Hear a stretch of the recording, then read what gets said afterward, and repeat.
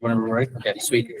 Hi guys, my name is Jack. I'm a second year geomatics student at the British Columbia Institute of Technology. My name is Noah. I'm a GIS Advanced Diploma student. I'm Sarah. I'm also in the GIS ADP program. And we're here to pitch you our idea for an e-bike fleet that increases urban management and urban development in Banff. So a little bit of our overview and approach on how we tackled this year's problem. We understand that Banff is a very delicate and sensitive area when it comes to urban development, just because it's in the natural park setting and there's lots of land use and land zoning restrictions that impede building and development of modern urban structures. So we kind of wanted to focus on one aspect and do that aspect really well. And we chose to modernize the urban transportation with an electric bike fleet. So our solution was to use GNSS-based technology and an intuitive app to make a sustainable electric bike transport system that has 6 hubs for charging 15 bikes at a time around the city.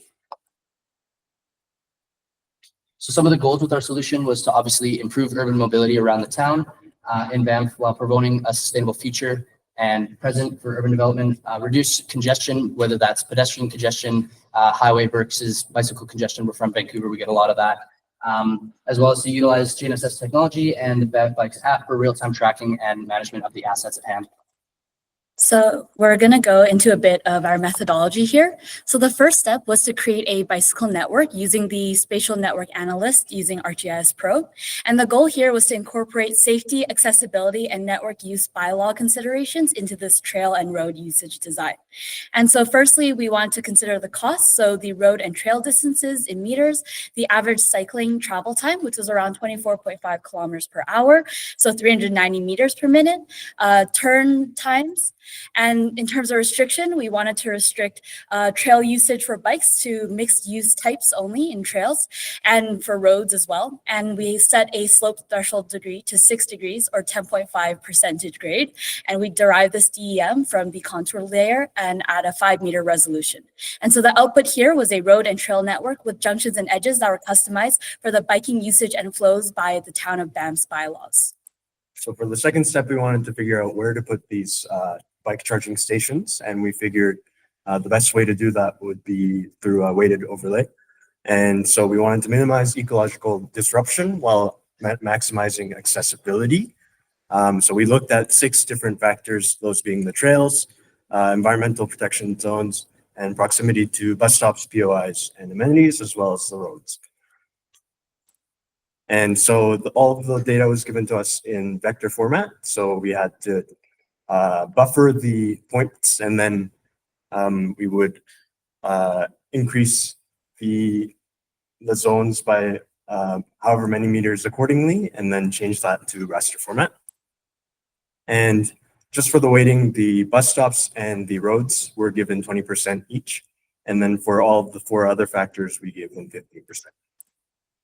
And finally, after determining the best possible locations based on those factors, we inputted those potential biking stations into the network we generated earlier. And so here we're trying to measure the charging station service distance via this network.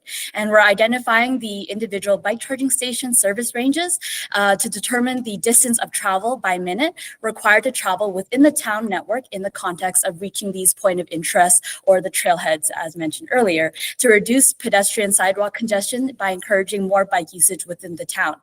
And so we outputted these bike service areas using these charging stations as input facilities.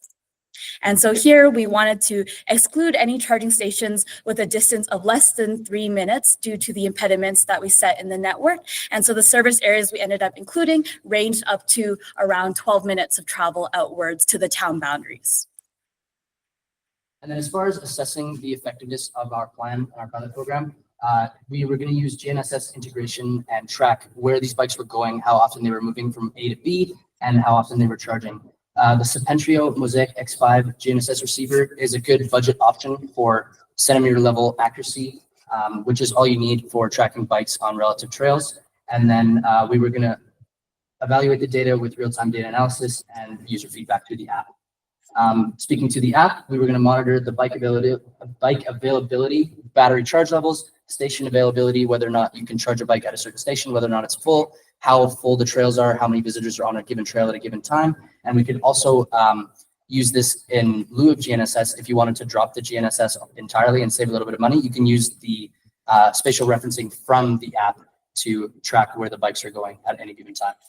So for some of the results of our analyses for the weighted overlay, the suitable sites seen in the yellow zones are mostly seen in the outskirts, away from the commercial areas and BOIs, around BOIs, and that diverts foot traffic away from the urban areas where it's already dense. So we took the centroids of these suitable sites and inputted them into the network as mentioned prior, and we ranked these based on the travel distance time from each of the points. And so we identified 6 clusters of potential areas where we could place charging stations with a service distance of over 6 meters per minute within the town range, traveling outwards from these potential charging sites. And then implementation and assessment of the asset. So as far as GNSS technology goes, like I said, the Septentrio Mosaic X5 is a good budget option for centimeter level accuracy in robust environments.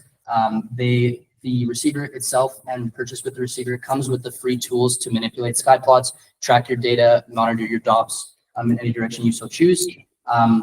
For corrections, we decided to go with a free correction service based on the province, just so to save a little bit of money because the corrections cost more than the receivers would.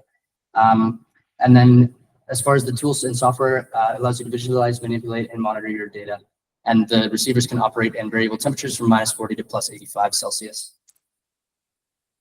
As far as mounting it to the actual bike, the best spot we feel to mount the receiver would be on the handlebars so it gets good sky coverage in a weather protected case. And then as far as powering that receiver, we would use a power inverter and a converter to hook up directly to the bike charging so that we can optimize the power when you're charging or when you're not charging. As far as the Mosaic X5, it has the best in class low battery usage of any of the receivers that are in the same class. And then as far as the app, we really wanted to target the local residents and the tourists that are exploring for the first time, or maybe they're coming back. And we wanted to make sure that it was accessible for maintenance teams to work on the bikes, whether they have flat tires or they're having trouble with any other problems that bikes have. So the core features of the app would be the availability of charging stations, whether or not you can charge at stations or not, whether or not they're full, battery charge percentage. So it'll give you a notification when your bike is running low on charge and you have to go and recharge it, and as well as trail busyness monitoring, how dense a trail is at any given time using the Google Maps API.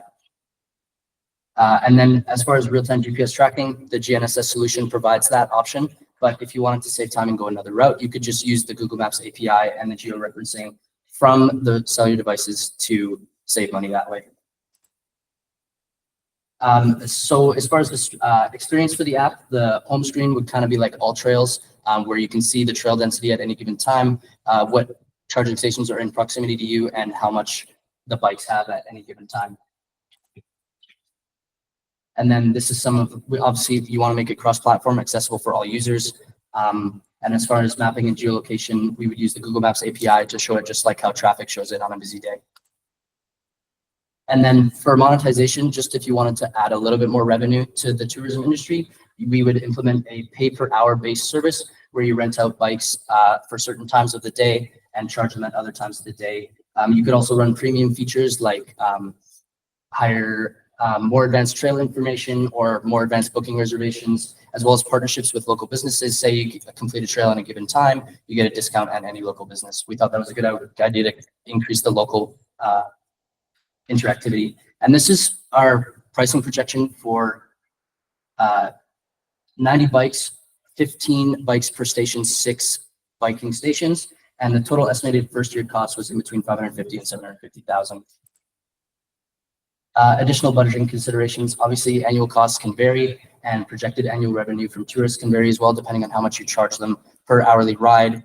And then there's also additional funding resources. And this is our planning phase. So we wanted to have it rolled out in an estimated time with all the steps in 9 to 15 months. So some of the limitations we faced, some would be for the waiting. We took it from a study that was conducted in an area that was much larger than Banff. So that might be something. And the network data set was also based on different assumptions for indicators like approximated cycling speed averages, and deploying a new biking system may compete with existing town of Banff's biking programs as well. And as far as GNSS, it's in a really rugged area, so the DOPS might throw your data out of whack. So we just want to optimize the solutions. Yeah, so our conclusion was that the e-bike fleet pilot program encourages an active multimodal transportation method to reduce pedestrian congestion in the town of Banff by increasing recreational trail usage through non-intrusive implementation with the charging stations that considers different ecological and residential concerns using the weighting method. And overall, it would enhance the local mobility, reduce traffic congestion, and support sustainable tourism. Thank you so much for listening to our Yeah, thanks, guys. presentation. Really appreciate your time.